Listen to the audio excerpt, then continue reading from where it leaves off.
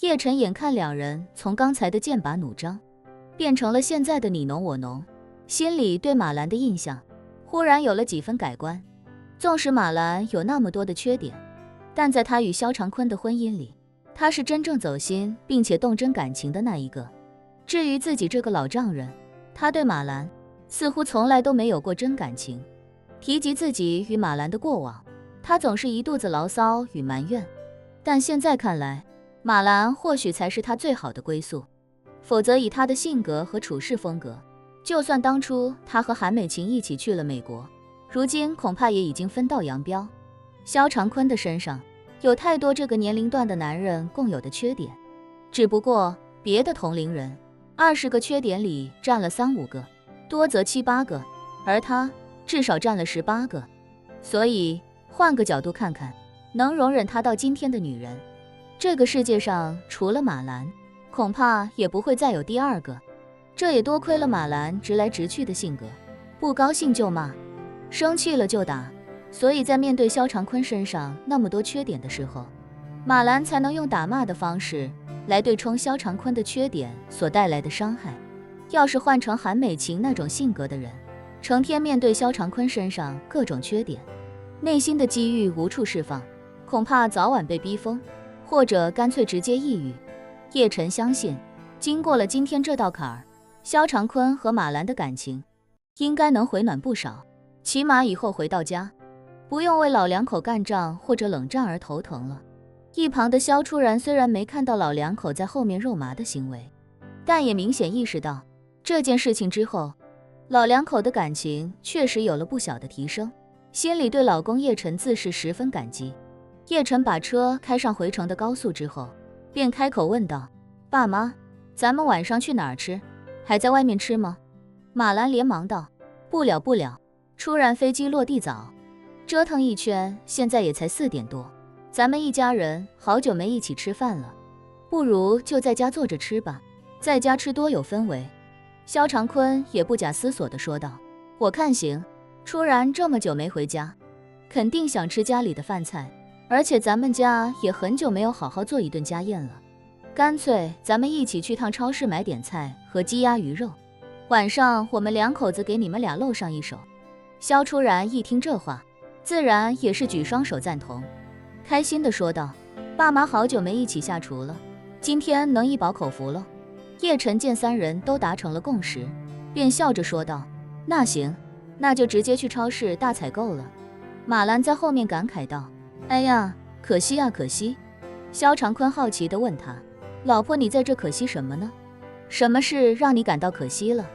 马兰一脸遗憾地唏嘘道：我是可惜萧老太太现在不在超市里抻塑料袋了，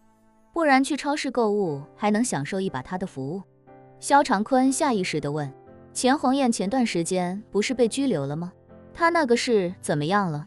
马兰得意地笑道：那个臭娘们儿，撒谎卖惨，骗了这么多钱，肯定是全部都吐出去了。说着，马兰哼哼道：本来她是没那么多钱全退的，不过好像肖薇薇现在混得还不错，搞得那个什么礼仪公司越做越大了倒是。她替钱红艳张罗了一点亏空，勉强算是都补上了。萧长坤问他：把窟窿都补上，是不是就没啥事儿了？马兰道：我前2天听一个老姐妹说，钱红艳的什么不抓捕还是什么不起诉的文件好像已经快批下来了，说是批下来之后就能回家了。叶晨道：应该是不起诉决定书。马兰连连点头道：对对对，就是叫这个名字。说罢，他有些不满地感慨道：真是便宜钱红艳这个臭娘们儿了，就该把她抓进去，判她个10年8年的。萧长坤不禁感慨：行了老婆，妈和大哥一家虽然做过很多过分的事情，但是他们现在的日子已经够惨的了，就别盼着人家家破人亡了。我大哥和海龙身体还没恢复，也不能出去打工赚钱，这是幸亏微微还能赚点收入，不然他们一家子怎么活？说着，他又怕自己偏袒老妈和大哥一家的话会激怒马兰，于是便赶紧解释道：我这也不是要替他们说话，或者是帮他们翻案，主要还是咱现在日子越过越好，就别盼着别人越过越差了，免得折了咱自家的福气。你说是不是？马兰沉默片刻，轻轻点了点头，非常认真地说道：老公，我觉得你说的对，跟他们一般见识，显得我马兰格局小了。以后咱就踏踏实实过好咱自己家的日子，他们的事儿我懒得管了，只要他不来招惹我们，我也不去招惹他们。萧长坤松了口气，连忙竖起大拇指称赞道：我老婆这个格局，那真的是杠杠的。马兰难得有些害臊地说道：哎呀，让你说的我都不好意思了。说着，马兰又道：今天还得买菜做饭给闺女接风，这样吧，明天一早我就把阳台上挂的那些绿帽子全摘下来丢掉，以后也不跟他萧长乾赌气了。萧长坤惊讶地说道：真的啊，老婆，你这转变有点快，我一时半会儿适应不了啊。马兰摆摆手：嗨，其实我早就想把那些绿帽子丢掉了，挂在阳台上确实不太好看，但是之前心里还一直有点志气，所以就没摘。既然你说了，以后别跟他们一般见识，我也就不置这份气了，摘了得了。萧长坤由衷地感叹道：老婆，你真是令我刮目相看啊。叶晨一家驱车前往超市的路上，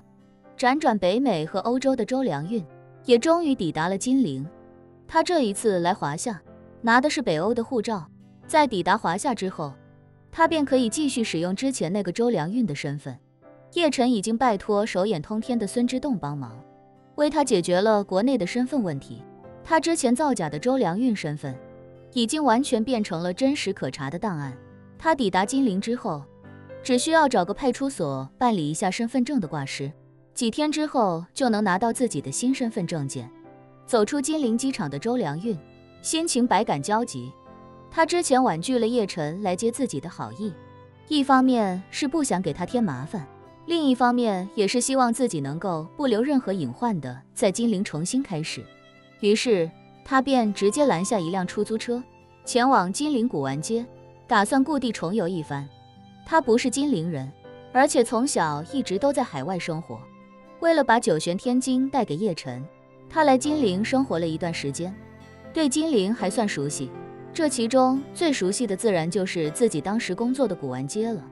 而且自己当初那个周良运的履历也都与古玩行业相关，所以他现在的想法就是先回到古玩街去，在古玩街找一个落脚的地方。今天一早就大摇大摆地上古玩街寻一个面积不大、价格不贵的小门脸，开始自己在金陵的创业。出租车抵达古玩街之后，周良运先去了古玩街旁边的派出所，在这里填写了身份资料，做了人脸识别，补办了周良运这个身份的合法证件。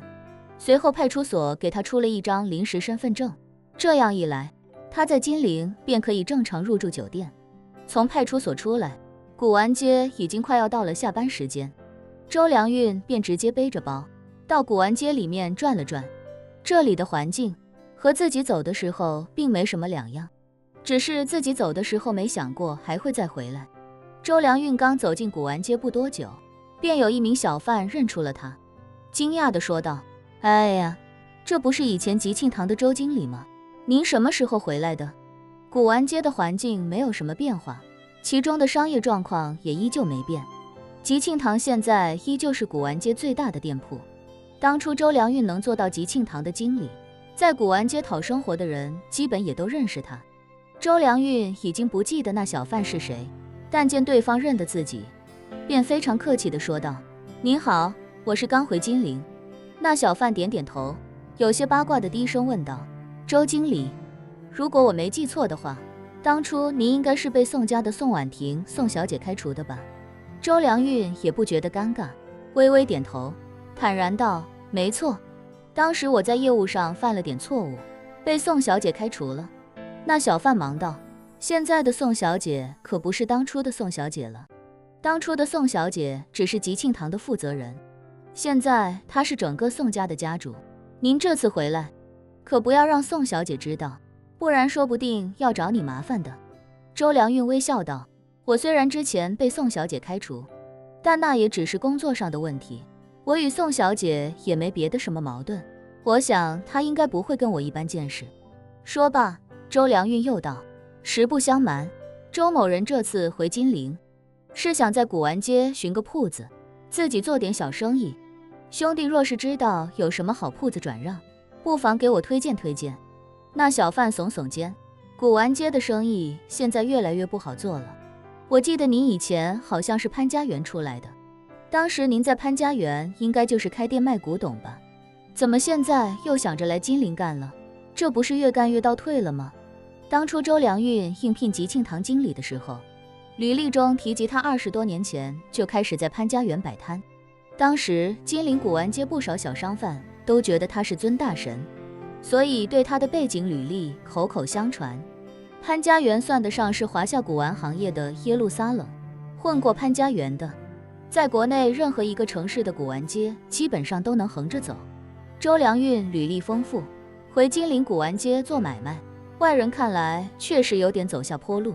不过周良运也不想多解释，于是便笑着说道：既来之则安之，我这么多年也算去过不少地方，看来看去还是更喜欢金陵。说罢，他便朝着对方拱了拱手，客气道：我明天一早还会过来，兄弟若是有什么好的铺子推荐，还请帮我留意一下，事成之后我会付兄弟一份茶水钱。那人爽快地答应下来，好的好的，我帮您留意着点儿。言罢，他与周良运挥手道别。周良运走后，他停下收摊的动作，掏出手机打了一个电话。电话一通，他便十分恭敬地说道：陈经理，是我啊，北门练摊的三儿。是这样，有个事儿我想来想去，觉得还是有必要跟您说一声。